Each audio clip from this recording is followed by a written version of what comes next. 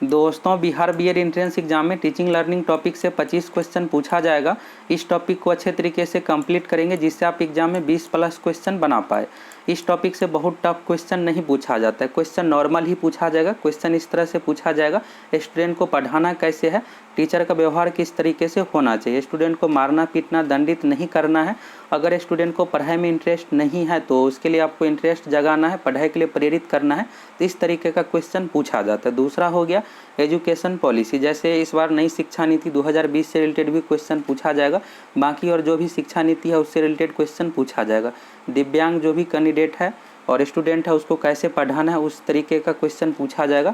तीसरा टॉपिक है यहाँ पर primary school, middle school, high school से रिलेटेड क्वेश्चन पूछा जाता है। इसमें टफ लेवल का क्वेश्चन नहीं पूछा जाएगा जिस तरह से सीटेट एग्जाम में पूछा जाता है। जब आप बीएड कीजिएगा तो बीएड में बाल विकास से संबंधित ही पूरा पढ़ना है आपको। तो जब आप बीएड कंप्लीट हो जाएगा और टीचर एलिजिबिलिटी टेस्ट दीजिएगा, शिक्षक पात्रता परीक्षा, तो उस समय टफ लेवल का क्वेश्चन पूछा जाता है। अभी बिल्कुल आपको नॉर्मल ही क्वेश्चन पूछा जाएगा। तो चलिए कुछ क्वेश्चन देखिए और आपको समझना है, क्वेश्चन का आंसर याद नहीं करना है। हूबहू क्वेश्चन कम ही चांस से पूछा जाएगा और इसी टाइप का क्वेश्चन पूछा जाएगा। तो अगर आप समझ लेते हैं तो एग्जाम में आसानी से बना लीजिएगा। तो जैसे पहला क्वेश्चन है, शिक्षा मनोविज्ञान की दृष्टि से निम्न में से कौन सा कथन सत्य है। एग्जाम में ऐसे ही क्वेश्चन पूछा जाएगा। तो आपको क्या करना है, यहाँ पर हूबहू एग्जाम में क्वेश्चन आपको नहीं मिलेगा। जो भी आप पढ़े हैं यहाँ पर आपको क्या करना है, ऑप्शन यहाँ पर छांटना है, देखना है कि कौन कौन सा इसमें से ऑप्शन गलत है। अगर आप इस तरह से गलत कर लेते हैं तो फिर 1 से 2 ऑप्शन बचेगा। अगर एक बचता है तो सीधे आंसर हो गया, 2 ऑप्शन बचेगा तो फिर इन दोनों में आपको सोचना है कि कौन सा होगा। तो चलिए यहाँ पर दूसरे नंबर से शुरू करते हैं। दूसरे नंबर में है, विद्यालय में आने से पहले बच्चे को कोई ज्ञान पूर्व ज्ञान नहीं होता है। बिल्कुल यहाँ पर गलत दिया हुआ है। जब बच्चे विद्यालय में पढ़ने आते हैं तो वहाँ पर अ ABCD ये सब सिखाया जाता है। इससे पहले ही बच्चे को, जैसे बच्चे का नाम क्या है, पिताजी का नाम क्या है, गांव का नाम क्या है, ये सब पहले से पता होता है। जब बच्चा बोलना शुरू करता है उसी समय बताया जाता है ये तुम्हारा पिताजी है, पिताजी का ये नाम है, दादाजी का ये नाम है, गाँव का नाम है, ये इस तरह से सिखाया जाता है। तो स्कूल आने से पहले बच्चे को पूर्व ज्ञान होता है। तो यहाँ पर जो दिया हुआ पूर्व ज्ञान नहीं होता, नहीं के कारण से यह बिल्कुल गलत है।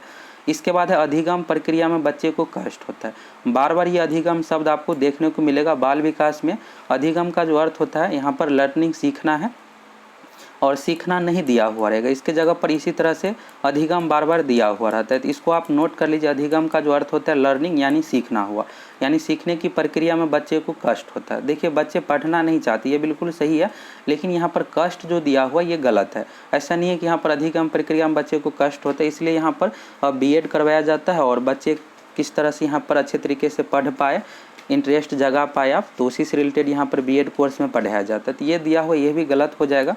इसके बाद है, बच्चे यथावत वही सीखते हैं जो उन्हें पढ़ाया जाता है। तो ऐसा भी ज़रूरी नहीं है, बच्चे अपने आसपास के वातावरण से भी सीखता है, जहाँ जैसा माहौल रहता है और जो देखता है उसी अकॉर्डिंग सीखता है। तो ये दिया हुआ यहाँ पर जो यथावत वही सीखता है, यह भी गलत है।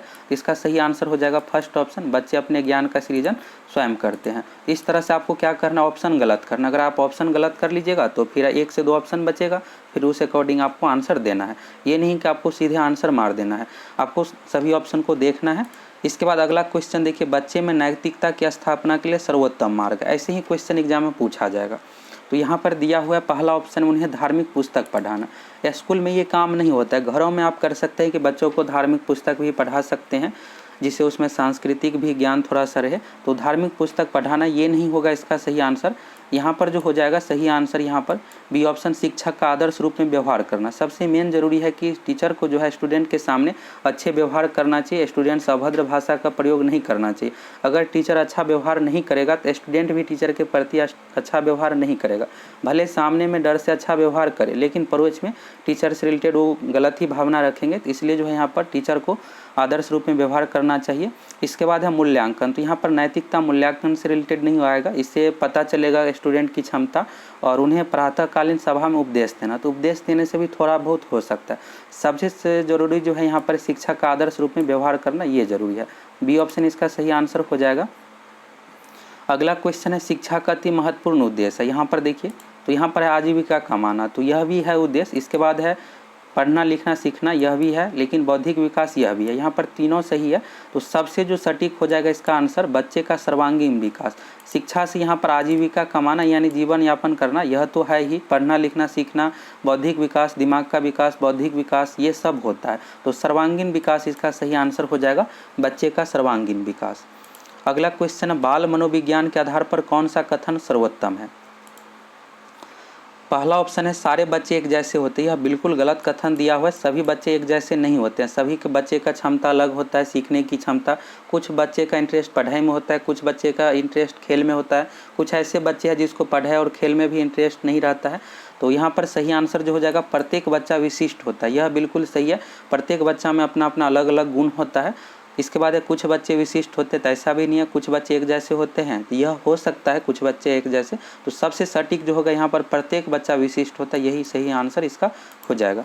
अगला क्वेश्चन है, मनोविज्ञान शिक्षा का आधारभूत विज्ञान है, यह किसने कहा है। यहाँ पर जितने भी वैज्ञानिक से रिलेटेड कथन है, यह आपको बिल्कुल भी याद नहीं करना है, एग्जाम में क्वेश्चन नहीं पूछा जाएगा। आपसे जो क्वेश्चन यहाँ पर पूछा जाएगा, पढ़ाना कैसे है, स्टूडेंट के साथ कैसे व्यवहार करना है, क्योंकि अभी आप बीएड नहीं किए हैं। जब आप बीएड कीजिएगा तो 2 साल का जो कोर्स है उसमें आपको वैज्ञानिक से रिलेटेड कथन यही सब याद करना है। तो जब आप सीटेट या फिर बिहार टीईटी का एग्जाम दीजिएगा तो उस समय आपसे वैज्ञानिक से रिलेटेड कथन पूछा जाएगा। अभी इस एग्जाम में वैज्ञानिक से रिलेटेड कथन नहीं पूछा जाएगा, इसलिए आपको इसको इग्नोर कर देना है। वैसे इसका सही आंसर जो हो जाएगा 5 नंबर का स्किनर हो जाएगा, बी ऑप्शन इसका सही। अगला क्वेश्चन, आधुनिक मनोविज्ञान का अर्थ है, यह बिहार टीईटी एग्जाम में देखिएगा यह दोनों क्वेश्चन पूछा हुआ है। ऊपर का जो क्वेश्चन था यह भी 2011 एग्जाम में पूछा हुआ, यह भी है और यह भी है यहाँ पर। इससे नीचे का भी बिहार टीईटी 2011 एग्जाम में पूछा हुआ क्वेश्चन है। तो यहाँ पर आधुनिक मनोविज्ञान का अर्थ है, तो इसका सही आंसर जो हो जाएगा व्यवहार का अध्ययन। तो व्यवहार का अर्थ ये हुआ कि अपने दैनिक जीवन में जो भी आप कर रहे हैं उससे रिलेटेड का अध्ययन। जैसे आप देखिएगा कि दूसरी क्लास में एक कविता दिया हुआ, रोड सेफ्टी, सड़क सुरक्षा से रिलेटेड। बच्चों सड़क पार जब करना इतनी बात ध्यान में रखना, पहले अपने दाएं देखें फिर अपने दाएं देखें। इस तरीके का है। तो इससे ये होता है कि आप अपने दैनिक जीवन में जो भी यहाँ पर है, जैसे दूसरी तीसरी क्लास का देखिएगा जो भी बुक, तो उसमें यही सब बच्चे को सिखाया जाता है कि अपना हाथ साफ करना है, खाने से पहले रोज़ ब्रश करना है। तो यही सब से रिलेटेड कविता रहता है, जो दैनिक जीवन में प्रयोग करते हैं उसी से रिलेटेड पढ़ाया जाता है। तो आधुनिक मनोविज्ञान का अर्थ हो जाएगा यहाँ पर व्यवहार का अध्ययन। अगला क्वेश्चन है, शिक्षा मनोविज्ञान की उत्पत्ति का वर्ष कौन सा माना है जाता है। तो इसका सही आंसर जो हो जाएगा 7 नंबर का डी ऑप्शन 1900 ईस्वी। अगला क्वेश्चन, उपनयन संस्कार किस शिक्षा काल में किया जाता था। तो उपनयन संस्कार किस शिक्षा काल में दिया जाता था, यह प्राचीन काल शिक्षा से रिलेटेड है, तो वैदिक काल इसका सही आंसर हो जाएगा। अगला क्वेश्चन है, शिक्षा मनोविज्ञान का संबंध किससे नहीं है। पहला ऑप्शन है मानव व्यवहार का अध्ययन, तो यह तो है। मानसिक प्रक्रियाओं का अध्ययन, यह भी है। सीखने के तरीकों का अध्ययन, यह भी है। तीनों है। लेकिन डी ऑप्शन में जो दिया हुआ है यहाँ पर संचार माध्यमों का अध्ययन, संचार यानी हो गया टेक्नोलॉजी से रिलेटेड, जैसे ऑनलाइन क्लास हो गया, डिजिटल क्लास, इस तरीके से, या स्मार्ट क्लास, तो ये सब हो गया संचार माध्यम। तो शिक्षा मनोविज्ञान इससे संबंधित नहीं है। अगला क्वेश्चन है, परिवार एक साधन है। यहाँ पर अनौपचारिक शिक्षा, औपचारिक शिक्षा। अनौपचारिक और औपचारिक में क्या अंतर है तो थोड़ा सा समझ लीजिए। अनौपचारिक शिक्षा में ये होता है कि कोई जैसे फिक्स नहीं होता, जैसे परिवार एक साधन है, तो यहाँ पर परिवार या माता पिता बच्चे को यही सिखाते हैं, नाम तुम्हारा क्या है, पिता का नाम, दादाजी का नाम, गाँव का नाम, ये सब सिखाया जाता है।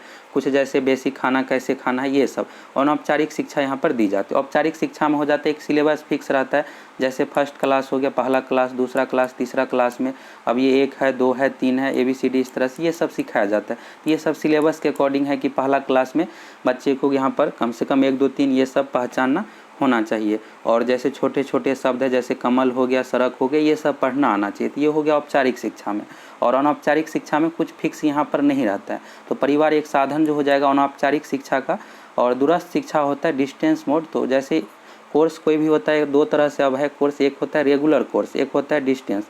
तो डिस्टेंस में ये है कि आपको रेगुलर क्लास नहीं जाना पड़ेगा, आप घर बैठे तैयारी कीजिए, अपना तैयारी कीजिए, बुक आपको स्कूल में दिया जाएगा, बुक के अकॉर्डिंग आप तैयारी कीजिए, सीधे आपको एग्जाम देना है। एक होता है रेगुलर, जैसे आप रेगुलर में 10वीं 12वीं किए हैं तो उसमें आपको क्लास भी करना पड़ता है, स्कूल भी जाना पड़ता है, और फॉर्म भरने के लिए 75% अटेंडेंस चाहिए। लेकिन डिस्टेंस मोड में आपको कभी भी स्कूल नहीं जाना, आप अपने से खुद से तैयारी कर सकते हैं। तो ये हो गया दूरस्थ शिक्षा। तो दूरस्थ तो बिल्कुल नहीं होगा, अनौपचारिक शिक्षा इनफॉर्मल एजुकेशन है। अगला क्वेश्चन है, शिक्षा का उद्देश्य होना चाहिए। तो पहला है विद्यार्थियों में व्यावसायिक कुशलता का विकास करना। इसके बाद जो ऑप्शन दिया हुआ है, विद्यार्थियों में सामाजिक जागरूकता तैयार करना। तीसरा है विद्यार्थियों को परीक्षा के लिए तैयार करना। यहाँ पर है व्यवहारिक जीवन के लिए विद्यार्थियों को तैयार करना। शिक्षा का जो मेन उद्देश्य होना चाहिए, व्यवहारिक जीवन के लिए विद्यार्थियों को तैयार करना चाहिए, यानी दैनिक जीवन में कैसे क्या करना है। खाना खाने से पहले बच्चों को यही सिखाया जाता है, हाथ साफ करना है, रोज़ ब्रश करना है, यही सब सिखाया जाता है। जैसे रोड कैसे पार करना है, शुरू में एक आप लोगों को कविता के बारे में बताए थे, बच्चों सड़क पार जब करना, इतनी बात ध्यान में रखना, पहले अपने दाएं देखे फिर अपने दाएं देखे, इस तरीके कविता है। तो ये हो गया बच्चे, यहाँ पर समझ में आएगा कि रोड क्रॉस करने से पहले रुक जाना है, पहले दाएं बाएं देख लेना है, अगर कोई गाड़ी आ रही है तो रुक जाना है, अगर कोई गाड़ी नहीं आ रही है, रोड खाली है तो पार करना है। तो व्यवहारिक जीवन का यहाँ पर होना चाहिए। तो व्यवहारिक जीवन के लिए विद्यार्थियों को तैयार करना, तो ऐसे ही क्वेश्चन एग्जाम में पूछा जाएगा। तो इसी तरह से ऑप्शन आपको देख करके आंसर देना है। इसके बाद है मानव विकास किन दोनों योगदान का परिणाम है। तो मानव विकास से रिलेटेड है, तो यहाँ पर जो हो जाएगा वंश क्रम एवं वातावरण का। अपने वातावरण के अकॉर्डिंग जैसा परिवार में माहौल रहता है उसी अकॉर्डिंग विकास होता है, और वंश क्रम भी इसके लिए जिम्मेदार है। तो मानव विकास इन दोनों फैक्टर पर है। अगला क्वेश्चन है मानव विकास कुछ विशेष सिद्धांतों पर आधारित है, निम्नलिखित में से कौन सा मानव विकास का सिद्धांत नहीं है। तो यहाँ पर मानव विकास का सिद्धांत नहीं है, आपको बताना है। तो सभी ऑप्शन को अगर आप देखिएगा तो क्लियर पता चल जाएगा। पहला ऑप्शन में है अनुक्रमिकता। अनुक्रमिकता यानी एक सीरियल में होना चाहिए, सीक्वेंस में होना चाहिए। तो सीक्वेंस का ये अर्थ हुआ कि एक के बाद जैसे दो है, दो के बाद तीन है, तो इसी तरह से सीक्वेंस में होना चाहिए। तो मानव का विकास बिल्कुल सीक्वेंस में होता है, पहला तो यहाँ पर सही दिया हुआ है। इसके बाद देखिएगा सामान्य से विशिष्ट, जनरल टू स्पेसिफिक, तो यह भी सही है। पहले नॉर्मल विकास होता है, इसके बाद धीरे धीरे इस तरह से विशेष होगा, तो यह भी सही है। इसके बाद है प्रतिवर्ती। प्रतिवर्ती बिल्कुल यहाँ पर गलत है, रिवर्सिबल है। रिवर्सिबल यानी पीछे की ओर, तो विकास कभी पीछे की ओर नहीं होगा, आगे की ओर होगा।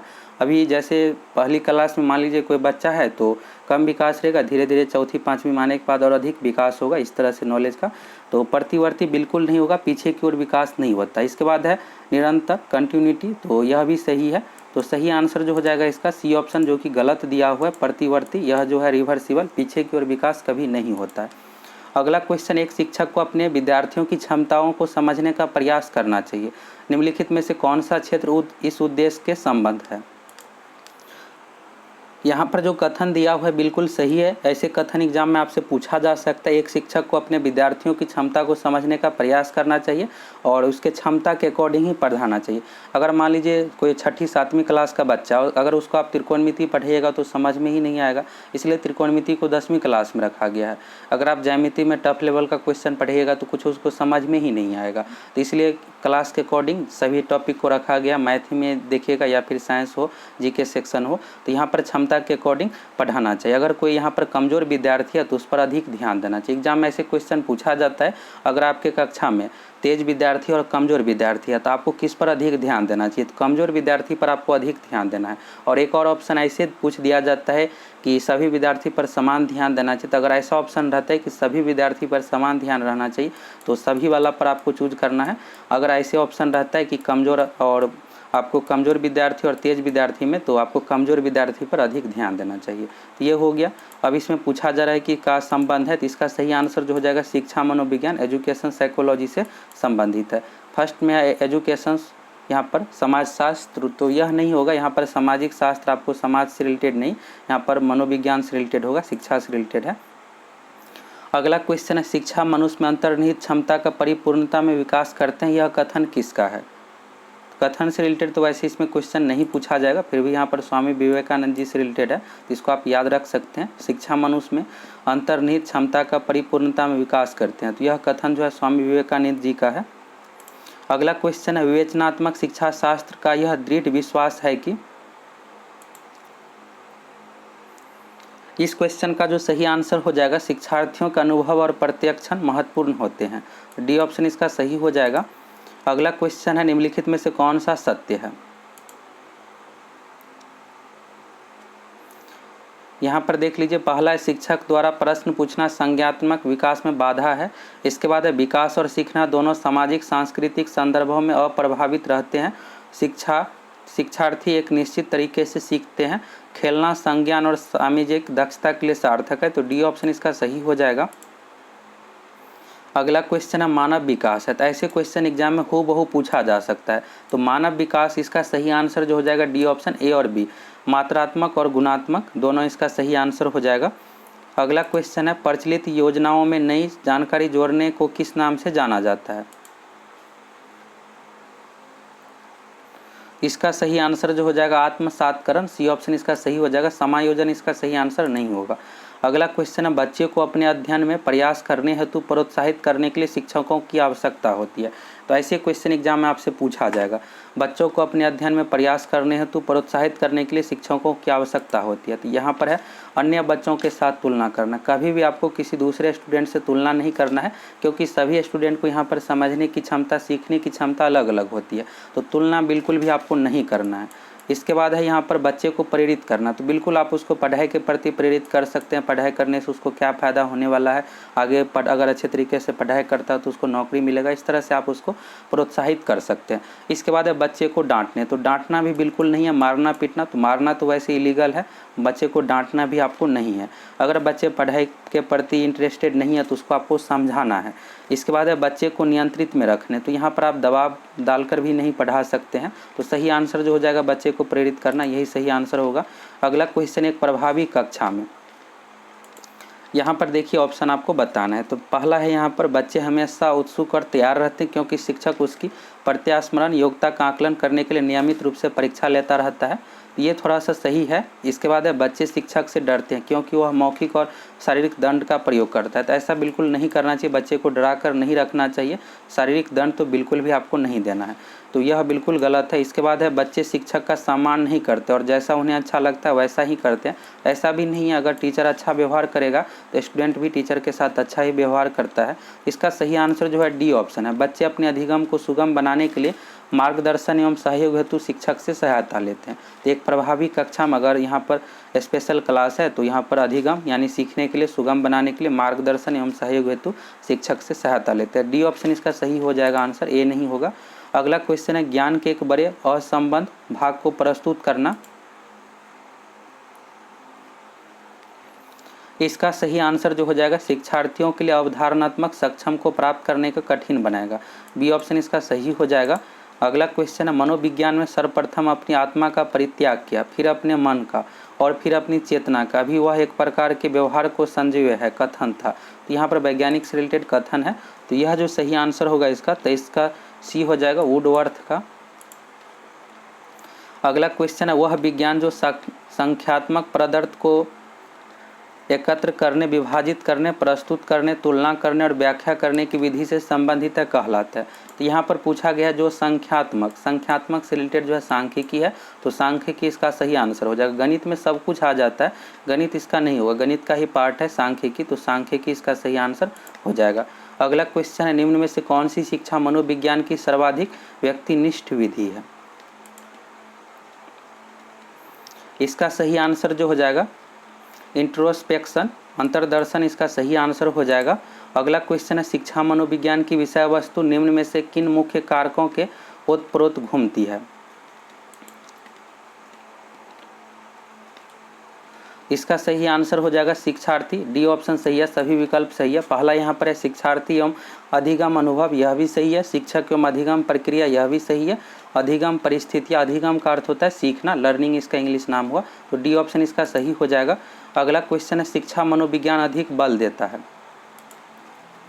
यहाँ पर जो फर्स्ट ऑप्शन में शिक्षक केंद्रित शिक्षा पर, यहाँ पर शिक्षक का काम, यहाँ पर शिक्षक केंद्रित शिक्षा पर ध्यान नहीं देना है। मेन जो यहाँ पर छात्र को अच्छे तरीके से पढ़ाना है, टीचर का काम है। तो मेन जो यहाँ पर है छात्र केंद्रित शिक्षा पर है। तो बी ऑप्शन इसका सही हो जाएगा, शिक्षक केंद्रित शिक्षा पर नहीं होगा। अगला है यहाँ पर मनोविज्ञान शाला उत्तर प्रदेश कहाँ स्थित है। तो उत्तर प्रदेश के एग्जाम में यह पूछा गया, यूपी टीईटी एग्जाम में। तो इसका सही आंसर हो जाएगा इलाहाबाद। अगला क्वेश्चन है संरचनावादी उपागम बताता है कि ज्ञान की संरचना के लिए अत्यंत आवश्यक है।